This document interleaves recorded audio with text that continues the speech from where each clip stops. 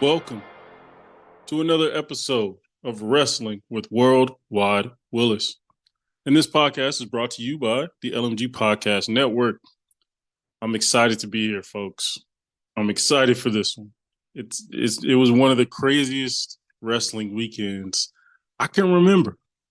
Um, it was so much that occurred after that recent episode of SmackDown to the point to where the internet was on fire for the entire weekend leading up to Raw. And it came down a little bit, but people were still very, very passionate. And the crazy thing is, people were super passionate last year with the whole Sami Zayn situation and the fact that he didn't win the Royal Rumble and things of that nature. And they thought maybe Cody was taking his.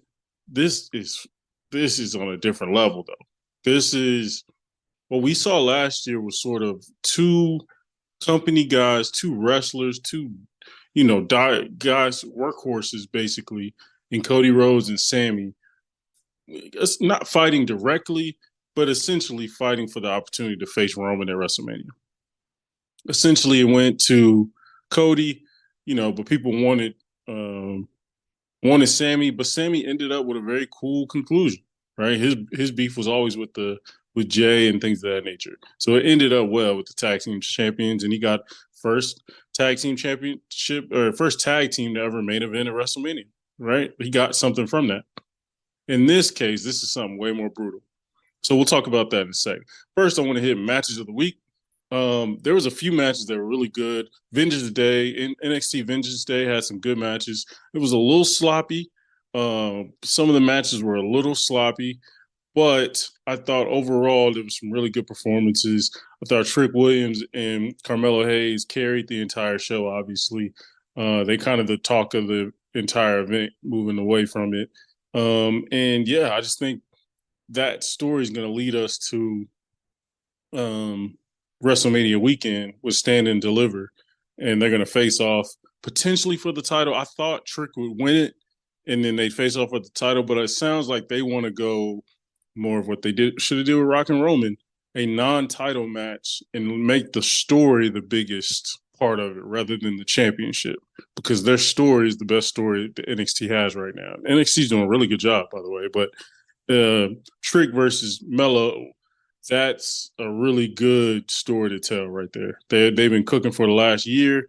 Melo's on the rise. Trick is on the rise. Melo's been on the rise. So it's going to be really good to see. But my match of the week this week is actually on the most recent episode of Raw. We had a tag team four-way match. It's basically a match where whoever wins gets to face Tyler Bate and Pete Dunne to then, if they beat them, they become the number one contenders to face Judgment Day for the tag team titles. In this match, we had DIY versus the Creed brothers versus Imperium versus the New Day. And man, they put on a show, bro. It felt like this was the opening match to Elimination Chamber or, Fastlane or one of these like not so big pay-per-views. This had that, like they let them cook. That's one thing I'll give credit to as well to Triple H. He has so many different things he's done really, really well, but I thought he's done a great job of enhancing the tag team division, especially on Raw. Like it's gotten so much better, calling up the Creed brothers, putting together Imperium, putting together DIY, right? Letting the New Day get healthy. So this was an amazing match. Had so many great spots. Really, everybody got to shine. DIY got to get their time in. Creed brothers got to show their strength. Julius got to show his strength and so many different belly to belly suplexes. Brutus got to do the Brutus ball like 2 or 3 times, right? Imperium looked really good. They looked strategic. They looked more calculated, heavy hitting. And New Day always cooks, right? They're always really good. So they look good as well. Every team, none of these teams look bad. It really showed off the talent that they have in the tag division right now, which is kind of why we would hope that eventually we get these unified tag titles split up and we can have tag titles on both brands, or unify them and have one title. Either way, I'm happy. I'm actually more happy with the unification That way we have one tag team title. They can travel to both brands, whoever's the tag team champion, just like similar to the women's tag team titles. And yeah, that way we have cool different matchups and different interactions, right, between those tag teams. But that was my match of the week: DIY versus Creed Brothers versus Imperium versus the New Day. Really good match. DIY came out with the victory, surprisingly, which I think DIY is finally getting over with the fans.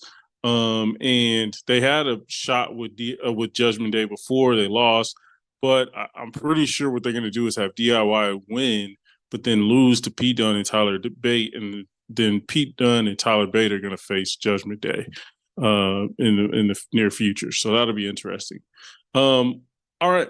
I think we all know what we're here for, right? I'm not going to continue to keep going on without touching on the biggest topic in wrestling right now, which is we saw that Cody Rhodes won Royal Rumble, right? 2024 Royal Rumble. It's the second year in a row. It was a historic performance.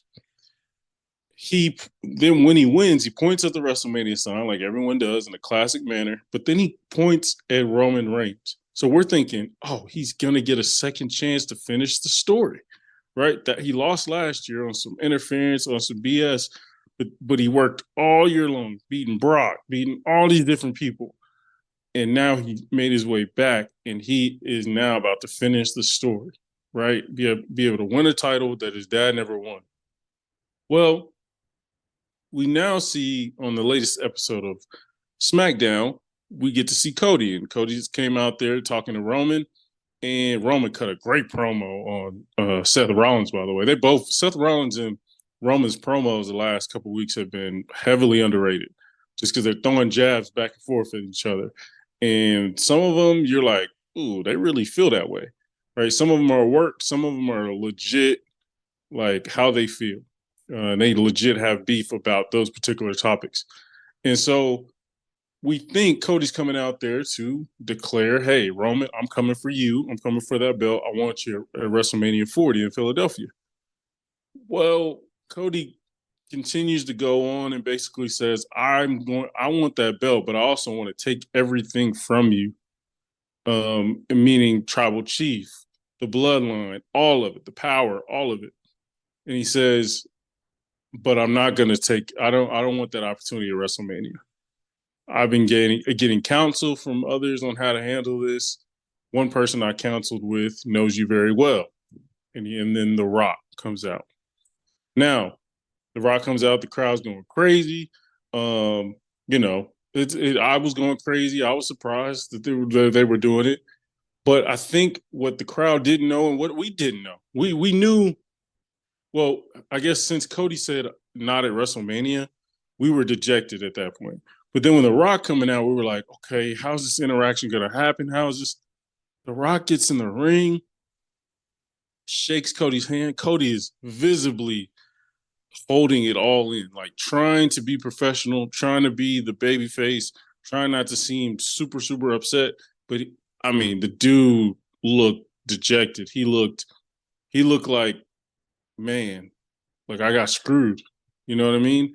And The Rock shakes his hand, pulls him in close, talks to him, gives him some sort of word of encouragement, which I'm sure who would care? Like if you're Cody, you're like, all right, whatever, dude. Like whatever you're saying, whatever. Like I know why you're here. I know why you pushed your way into this match. Rock shakes his hand. Cody gets out of the ring, slowly walks out while Roman and The Rock face each other face to face. And the whole crowd is worried about Cody. The crowd don't give a damn about Roman and Rock just because that matchup we've been talking about that matchup for a while. But what we want, what the internet we want Cody. Hashtag we want Cody, right? So a lot of people are having an issue with the way it was done. Some people blame Triple H. Some people blamed many other factors. But I blame The Rock, Dwayne. I blame him because he, like other times in his career, which I'll talk about later, he finessed his way into a title match.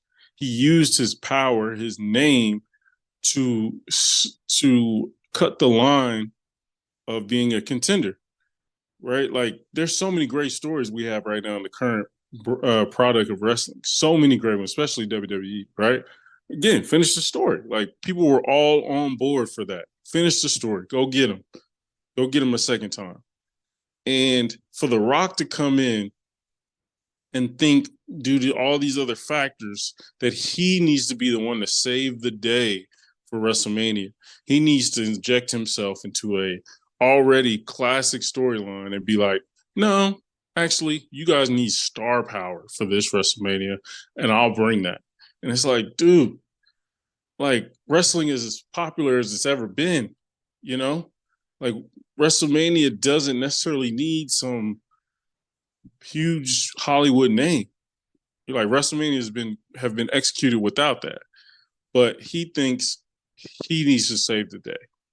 Um, and apparently he doesn't think Roman or Cody are big enough to sell the type of numbers he can sell. And he might be right. Like, the casual audience is probably going to be like, hell yeah, Rock's back. Hell yeah. But those who have been through the grind with Cody when he was facing freaking Dominic Mysterio at pay-per-views and, facing all these random people. Right now he's facing Nakamura. Like, I don't know. I don't blame Triple H at all. I think this is purely from the reports that we saw was on Friday or after at WrestleMania at Royal Rumble. Sorry, the plan was very simple. Cody faces Roman. CM Punk faces Seth Rollins. That was very clear. That was going to be cut and dry, pretty simple. But then once CM Punk got hurt, it sounds like The Rock kind of put everything in the gear to where he's going to be a board member. And with him being a board member, he can now flex a little more. And he definitely didn't have any patience on flexing. My man did it immediately. And he now has, some people think he contractually told them, like, hey, if I'm going to be a board member, I have to get a final match or a match in the main event against Roman Reigns at WrestleMania. Like, some people think that was in his contract. So it's definitely disappointing if you're a Cody Rhodes fan. The guy did everything right. He's one of the more over baby faces that WWE has had in 20 to 30 years, right? Just true babyface. Austin wasn't a true babyface. Neither was John Cena. Neither was The Rock. But this guy is. And it just sucks that it feels like the WWE is picking Hollywood over what the fans actually want, right? They've done this before, right? The Rock has done this before. The Rock interjected himself in 12 or 13, injected himself. He was in a rivalry with John Cena. CM Punk's the champ.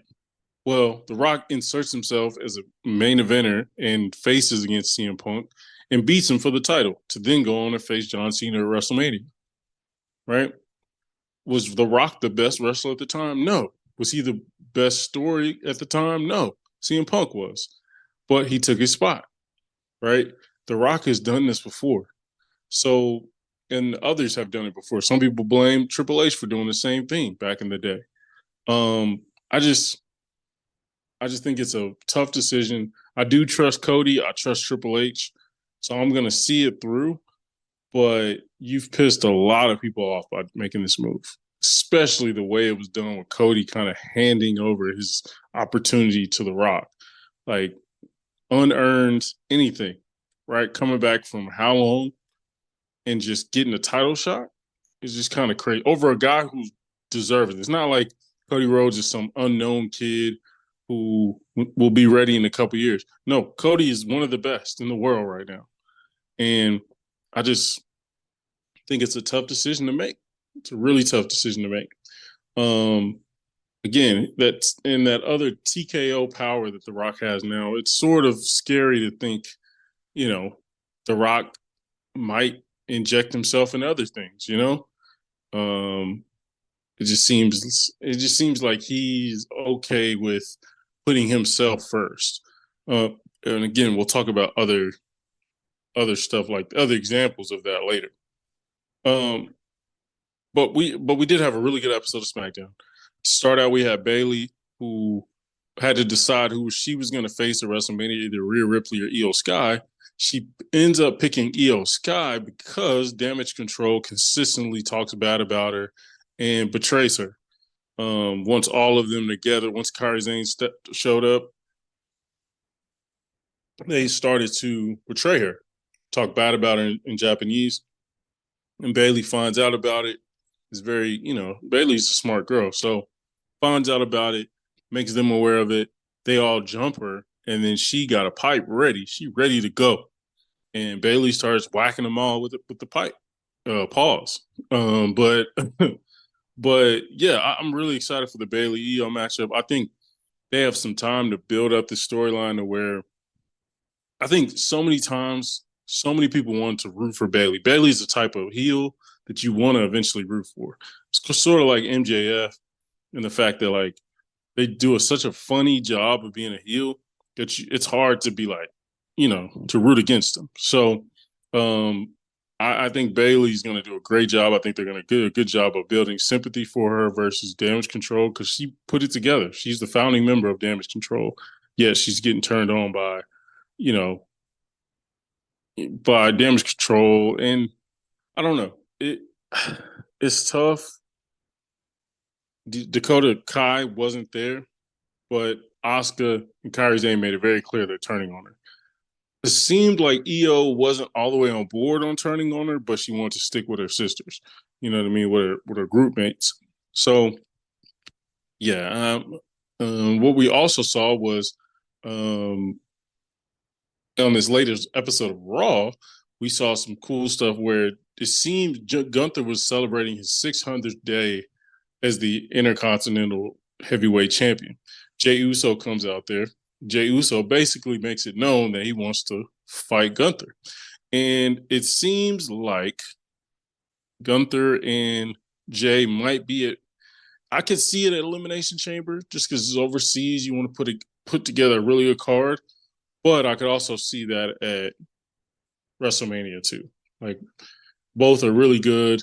I think it'll be a really good match. It'll probably be Jey Uso's best singles match just because he's with Gunther. So, yeah, that was a really cool one. And I thought Gunther just did a great job on the microphone. Like, he was just talking about how Jey, just came up, had won these titles, but only did 50% of the work as far as being a tag team, half and half. So I thought he did a great job with that. And yeah, just kind of lessening Jey Uso's accomplishments to make him look bigger was really good. We also had Drew McIntyre, who's been wilding lately. He said some hilarious stuff in that promo with Seth Rollins and Cody.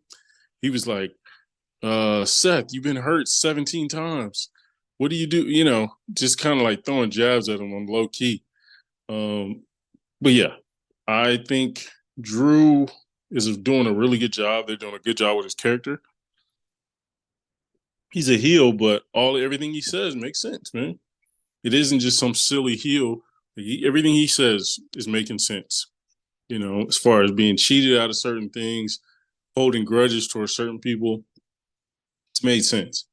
And so Drew, I'm excited to see what they got for him as far as like Elimination Chamber. I could see him being in Elimination Chamber, but I could also see him having a one-on-one match. But he attacked Seth Rollins. He seems like the last couple of weeks he's been attacking hurt people to kind of get them out of his way towards a title shot. Yeah, Drew McIntyre is doing some of the best work of his career. And I think he's gotten so much better on the microphone. So much better. His personality's coming out now, and he's not being like real robotic.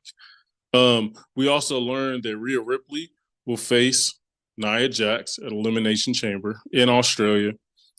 Rhea Ripley is from Australia, so that crowd is going to be nuts, going crazy for Rhea, as if crowds don't already do that.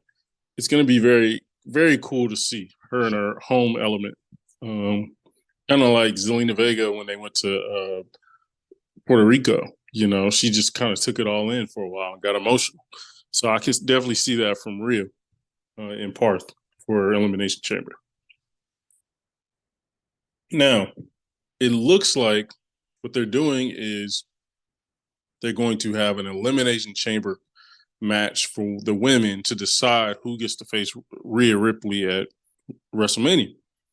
Well, the first qualifying match was Shayna Baszler versus Becky Lynch. Becky Lynch ends up with the victory, which we all expected. A lot of people are saying that Becky should be the person to face Rhea. I'm in that camp. I think Becky versus Rhea is a blockbuster move.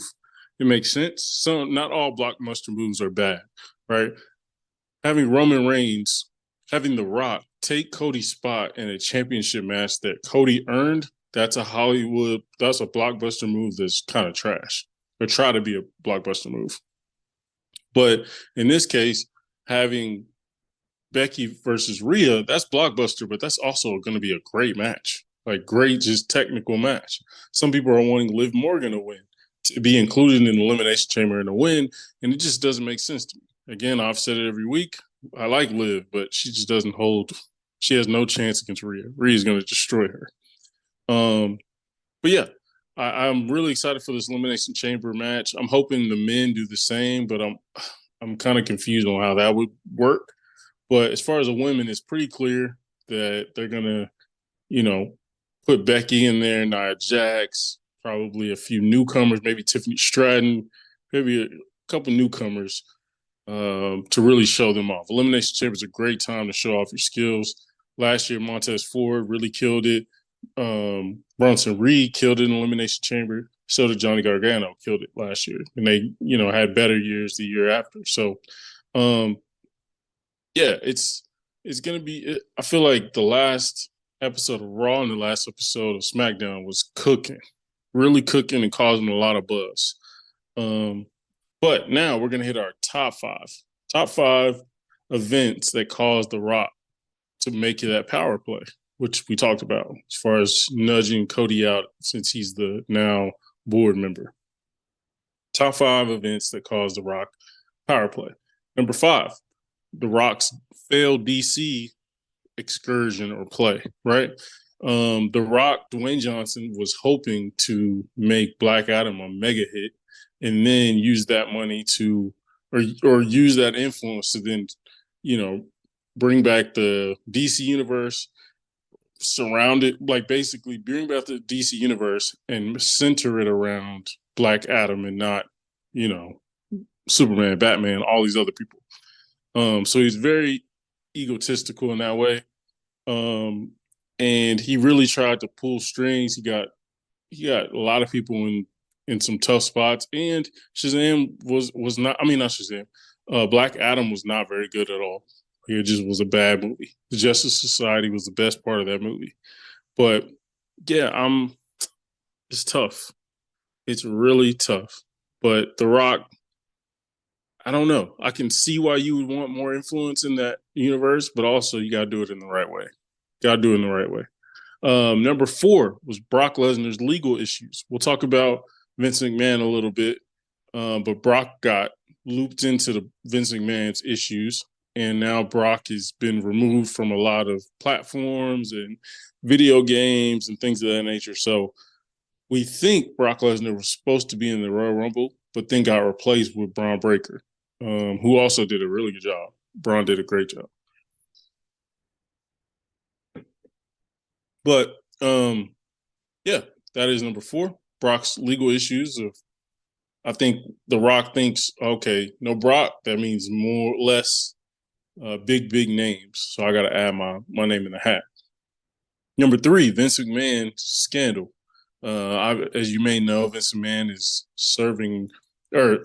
being charged with a lot of very, very brutal crimes towards women, towards a certain victim.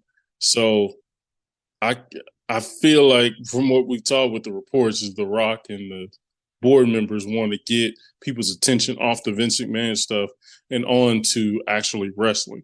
And so that's why they pulled this move, because people are going to be now back fully locked in on wrestling rather than looking into some Vince McMahon, weird behavior with women. Number two, The Rock gets a board position, right? The Rock becomes a board member at TKO, which is the board or the group that is combined with UFC and WWE, and it's under Endeavor. So The Rock becomes a board member there, and people believe that, yeah, like I said earlier, The Rock kind of saw this coming and used his influence to kind of get in there. So I don't know if putting him as a board member was a good idea at this point, right? I think there's some positives to having him as a board member, but also, as we've seen with his ego, it can be tough. Number one, the number one reason that Rock made this power play, CM Punk got hurt at Royal Rumble. CM Punk was supposed to face Seth Rollins. That was supposed to be locked in. Well, with him getting injured and being out and can't perform, now you got to find a suitor to go against Roman Reigns and now go against Seth Rollins for his heavyweight title. So there isn't a ton of huge names right now, but they're really good wrestlers and the crowd really like them. But I think The Rock was thinking, oh man, with CM Punk out, we lost our ace in the hole as far as the crowd is going to go crazy for him. We don't have that. So, man, let me go ahead and slide in there and the crowd will go crazy for me. The funny thing is, the crowd is really turning on The Rock. Actually, in the episode the episode on Monday of Raw, the crowd in St. Louis was chanting, Rocky sucks, Rocky sucks. Felt like you were watching a 1996 episode of Raw all over again, because that's the experience that The Rock had back then. He was struggling, especially with his gimmick and all that stuff. He was struggling. So yeah, those are my top 5 events that occurred that caused The Rock to make this power play with TKO and inserting himself in the main event. Number 5, Rock's failed DC play as far as the DC universe and Black Adam's horrible reviews. Number 4, Brock's legal issues. Brock Lesnar he has a lot of stuff he needs to get taken care of due to being tied to number 3, Vince McMahon's scandal with sexual assault and all these other things. Number 2, The Rock got his board position with TKO, and now he has more power and he used it. And number 1, CM Punk getting hurt opened the door for a Roman versus The Rock ordeal. So now, lastly, we're going to go over this article here. It is from Sportster.com, and it is the top 10 early matchup predictions for WWE Elimination Chamber 2024. Number 10, we have Kevin Owens versus Logan Paul for the United States Championship. Now, we had this match at Royal Rumble. This is going to be a rematch. Some people might not love that. I don't necessarily love it just because I think Logan hasn't had great matches in the last 3 to 4 matches of his singles career, straight just singles matches. So I could see him having a good match, but also I don't really need a Logan Paul as my U.S. champion either. So, it's neither here nor there. Number 9, AJ Styles versus LA Knight in a grudge match. Styles and Knight have gotten into each other's way on SmackDown. I wouldn't mind this. I think LA Knight can do a little better. I like AJ Styles, but as far as name power, I would love to see think if we got a heel Randy Orton versus a babyface LA Knight. Man, that'd be good. It'd be so good. Number 8, we have Becky Lynch in the women's Elimination Chamber match. We have Becky Lynch versus Liv Morgan versus Zoe Stark versus Chelsea Green versus Piper Niven versus Shayna Baszler. I'm not mad at these participants. I think you can get a few more, having Chelsea and Piper. That's tough. I love Chelsea. I think Chelsea should be in it because she's funny. She can add some funny elements to it. But I think there's potential other options. You could have other than Piper Niven, or Shayna for all that matters. But I think Becky for sure is winning this. Liv, if she wins it, I hope she gets squashed at WrestleMania for real. Number 7, Braun Breaker versus Dominic Mysterio in a second generation clash. So obviously, for those that don't know, Braun Breaker is the son of Rick Steiner. Rick Steiner, the Bulldog. He was a wrestler in WWE with the Steiner brothers. He was a wrestler in WCW. Really known for WCW a little more for me, anyways. So Braun Breaker versus Dominic, I like the thought of it, but I really don't want to see a Braun Breaker versus Dom match. Like Dom's just gonna be running around, running away from Braun the whole time. So I don't really want to see that. Number 6, Damian Priest and Finn Balor versus Tyler Bate and Pete Dunne. I could see it just because Tyler Bate and Pete Dunne have accomplished so much around the world that they're pretty known, right? So this would be a good match to put them out there, get the crowd going crazy for them, just because they're pretty known on that side of the earth, And I hope Tyler Bate and Pete Dunne win it. That'd be really cool. Number 6, Bayley and Shotzi versus Kabuki Warriors. Now, I don't like this just because Shotzi ain't it. I feel like Bayley should acquire better help that can truly help her. Jade Cargill, for example, some real good help to help her face Damage Control. So I would love to see Bayley pick a better partner other than Shotzi. No offense to Shotzi, she's not that good in the ring. So I think Bayley can find some candidates. Yeah, it'd be interesting to see Bayley beating them for the tag team titles rather than having Bayley face. Well, okay, so Bayley faces Io singles title match at WrestleMania. In this match, it'd be for the tag team titles. A tag team match. That makes sense. Number 4, the Final Testament versus the Pride. Now, the Final Testament is Karrion Kross, AOP, that kind of group together. And then the Pride is Bobby Lashley, Street Profits, and B-Fab, apparently, who just showed up for the first time on SmackDown. And number 1, Jey Uso and Randy Orton versus Solo Sikoa and Jimmy Uso. Not really. No, thanks. I've kind of seen Jay and I don't know. Jay and Jimmy kind of face off quite a bit lately, especially in the Royal Rumble. And I wasn't super impressed with that sequence. So I'm kind of over them facing each other in the ring anyways. Now on the mic, great. In the ring, no thanks. But number 2, we have Cody Rhodes versus Drew McIntyre versus Sami Zayn versus Ricochet versus Shinsuke versus Brunson Reed. Man, this could cook. If they did this, oh man, this might be match of the night. Again, Cody Rhodes versus Drew McIntyre versus Sami Zayn versus Ricochet versus Shinsuke versus Brunson Reed. Like, such a great matchup. Such a fun Elimination Chamber match because you actually got, like, some of these Elimination Chamber matches in the past, they didn't put the biggest stars in there. They kind of put a bunch of people who were trying to come up in there, and it just didn't work out that well. Whereas this one, you got star power. You got Cody, you got Drew, Sammy, Shinsuke, right? So I'm excited for that one. That one I'm going to be tuned in for sure. And I can see why that's number 2.